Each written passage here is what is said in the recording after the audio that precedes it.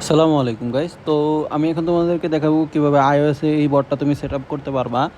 তো প্রথমে সবার জন্য একটা কথা বলে দিই, এই বটটা সেটআপ করার পরে তোমরা প্রথমে অবশ্যই ডেমো একটা অ্যাকাউন্টে ট্রাই করবা, কখনোই রিয়েল অ্যাকাউন্টে ট্রাই করে না। এরপরে অ্যাকুরেন্সি দেখবা, এরপরেই ইউজ করবা।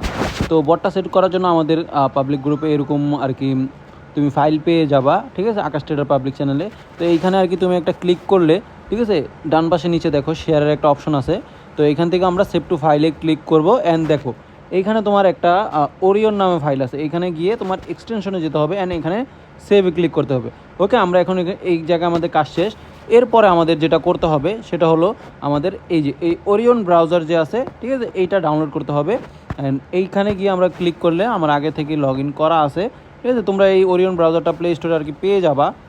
অ্যান্ড দাঁড়াও, তো এখান থেকে দেখো নিচে একটা ডান পাশে কোনায় 3 ডট আছে, এখান থেকে আমরা এক্সটেনশনে ক্লিক করব। অ্যান্ড এক্সটেনশনে ক্লিক করার পরে আমরা এইখানে দেখো প্লাস চিহ্ন আছে ডান পাশের নিচে একটা এগেইন। অ্যান্ড এখান থেকে আমরা ইনস্টল ফ্রম ফাইলে ক্লিক করব।